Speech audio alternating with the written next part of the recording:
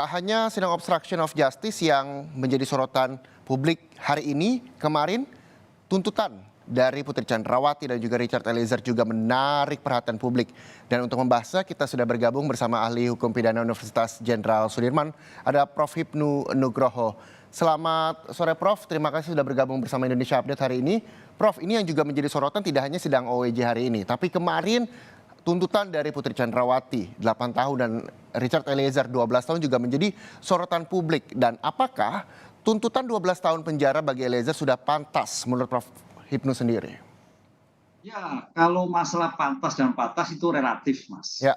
Relatif, kita tidak bisa menilai karena itu sudah ditentukan oleh penuntut umum yang berdasarkan juga keadilan dan kebenaran. Kan begitu. Permasalahannya ini adalah yang jadi topik itu ini justice kolaborasi atau tidak kalau menurut saya. Itu kuncinya. Kalau kita kembali pada doktrin justice kolaborator, Eliezer adalah hukuman yang terendah. Itu doktrin. Ya, doktrin. Pertanyaannya bagaimana implementasinya? Nah, kita tidak tahu. Implementasi sekarang kalau kita lihat putusan yang terjadi adalah ternyata dia adalah sebagai eksekutor. Ya. Eksekutor.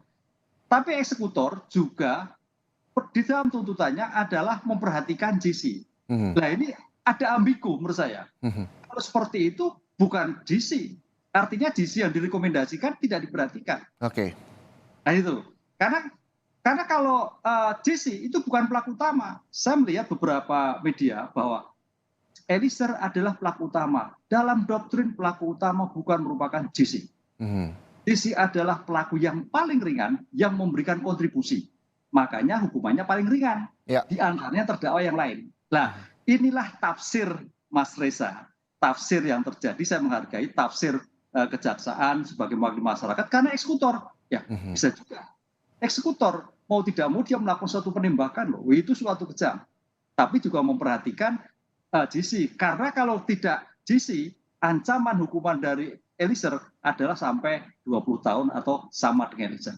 Ini yang saya kira menjadikan suatu kegundahan ya dalam menentukan suatu pidana antara GC dan tidak GC. Tapi kan rekomendasi. Oleh karena itu kita harus berpikir bahwa kedepannya kalau GC bagi doktrin ya sama, tapi kalau tidak itu bukan merupakan GC. Secara formal adalah GC, tapi secara materialnya itu bukan merupakan GC. Oke, jadi menurut Prof. Hipnu ini tidak mempertimbangkan statusnya Eliezer sebagai GC begitu dengan tuntutan 12 tahun penjara. Ya, karena sebagai pelaku utama. Memang karena gini, padanannya apa? Padanannya adalah kalau kita lihat kemarin kalau nggak salah padanannya adalah Sambo. Kalau padanannya Sambo, tafsir itu bisa, Mas. Makanya ini GC di Indonesia dalam kasus itu banyak tafsir. Saya nggak menyalahkan.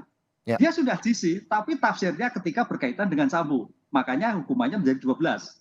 Lebih ringan daripada Verdi Sambo begitu ya? Ya, 12. Karena Verdi Sambo 20 tahun. Tapi kalau kita melihat suatu konteks GC, harusnya bukan 12. Karena GC itu paling rendah. Nah, paling rendah itu menurut siapa? Apakah menurut di antara terdakwa ataukah terdakwa yang tertinggi? Oke. Nah, itu yang masih abu-abu begitu, Prof? Debatable-nya kan seperti itu, Mas. Makanya kalau kita bicara doktrin ya tidak seperti itu. Kalau bicara implementasi sebagai wakil dari masyarakat ya kita tidak tahu. Karena itu pertimbangan di lapangan. Gitu. Kalau misalnya menurut Prof. Hipnu dari pertimbangan dari melihat fakta persidangan yang sudah berjalan berbulan-bulan ini, berapa prediksi Prof. Hipnu melihat putusan atau tuntutan maksud saya dari Richard Eliezer? Kalau kita berbasis pada doktrin sebagai justice kolaborator, memang itu rekomendasi. Sekarang pertanyaannya, rekomendasi yang dilakukan oleh penuntut umum dikabulkan atau tidak? Ya. Itu. Kalau itu memang dikabulkan, kembali pada doktrin adalah hukumannya paling ringan. Doktrin. Nah, doktrin nggak mengikat, tapi doktrin sebagai patokan. Nah, pertanyaannya sekarang, apakah ini sebagai GC atau tidak? Ini jadi pertanyaan besar. Secara formal memang GC, tapi secara materialnya saya melihatnya kurang. Karena dalam doktrin tadi saya katakan, hukuman yang paling ringan, Mas Reza, di antara para terdakwa. Nyatanya 12 tahun yang diterima Eliezer tidak paling ringan di antara para terdakwa begitu. Hanya paling ringan di antara Verdi Sambo. Sambo, kan gitu. Dengan pertimbangan karena Eliezer adalah sebagai eksekutor. Eksekutor. Nah, itu memang ya bisa juga dipahami karena memang dalam dinamika hukum masyarakat itu adalah dinamis sekali kan itu.